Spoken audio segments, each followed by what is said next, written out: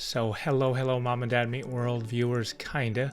So today I want to talk about the new Mac Mini and the Mac Studio. So me personally, I got the Mac Studio. I got this many months ago, probably about 8 months ago or so at the time of this recording.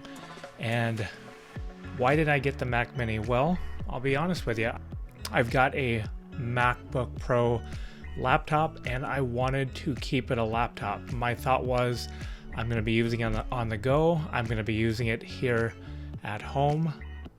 It's just going to get used in general. But what I was concerned about is if I had left the MacBook Pro hooked up to a desk setup like I do right now with a Thunderbolt display and keeping it charging constantly, I was worried about degrading the battery life.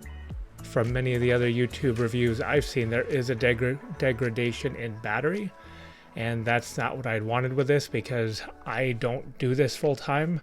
I could hardly afford to buy that thanks to the Apple Card. So I did get a Mac Studio. I did get the M1 Max configuration. I upgraded the cores, the graphics cores from the 24 to the 32 cores. And then I upgraded the 32 gigs of memory to the 64 gigs of memory. And then I've got the 512 to 1 terabyte hard drive option. And that is pretty much what I am using right now, which is what I'm editing and recording this on in particular. And I've been pretty happy with it. It's been very solid. It's been very stable. Not a whole lot of negative to say about it, with the exception of price.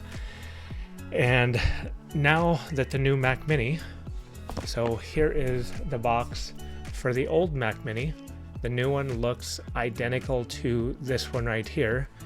And so now that the new Mac Mini had come out, do I regret getting the Studio in the first place? Well, it's tricky because in this particular instance, I wanted something else to be left at home to where if I was working on a long form video or needed the comfort of having two displays, then I could do so at the desk. So that's why I had gotten the Studio, and at the time there was the Mac Mini and the Mac Studio. So the Mac Mini was the lower end version, and that M1 Mac Mini could not support the dual Thunderbolt displays that I'm currently running.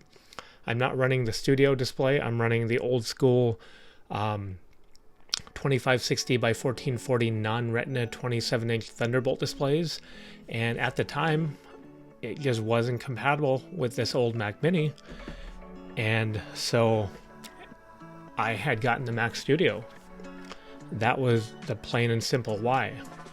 And now, from what I'm hearing, I'd have to test this myself, is that you can now run two Thunderbolt displays, even though it doesn't say it. I've seen a reviewer say it, but again, I will have to test it myself. Two Thunderbolt displays using an M2 Mac Mini, and obviously the Mac Mini with the M2 Pro, you can easily run two Thunderbolt displays from that also. So, you know, would I have gotten the new Mac Mini now over the Mac Studio?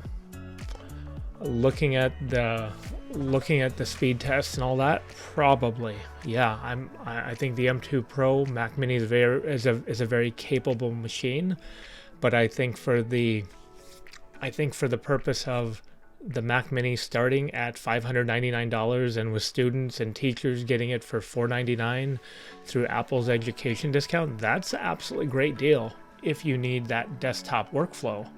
And if that desktop workflow truly can do two displays, that's even more phenomenal. When I had the M1 Mac Mini, I didn't have any issues running pretty much anything. It ran just fine. This Mac Studio is just unbelievably fast. It does the video work without issue, and it's a great machine.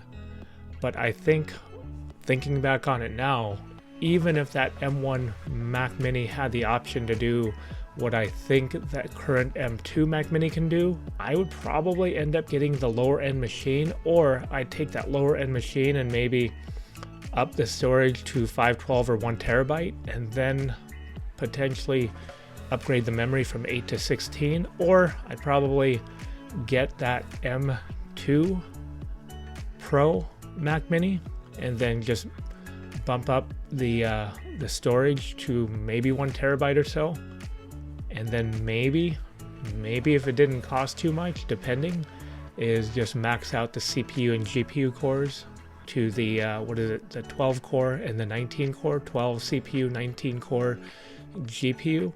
I think that's what I'd probably do. The Mac Studio is a great machine. I originally wanted it because of the desktop workflow, not diminishing or lowering the battery life on my MacBook Pro. The battery life on it is at 98%, close to a year of ownership. Hey, so one more thing I do want to add. So would I recommend getting a Mac Mini? Well, if you already have a M1 or an M2 MacBook Air, MacBook Pro, whatever you may have, would I recommend getting the Mac Mini for your desktop use? Yeah, I'd absolutely recommend getting it. I mean, if you're docking it in clamshell mode and you go, well, I kind of don't want to do that, then don't do it. You've got a great low-cost Apple alternative to do so, and it's truly not a bad machine. And if you don't have a Mac at all and you want to dip your toe into the Apple ecosystem, I say, depending on who the demographic is, whether you're getting the $499 teacher student version or you're getting the $599 the version that's advertised out there anywhere, you know, it's not a bad way to step into the Apple ecosystem.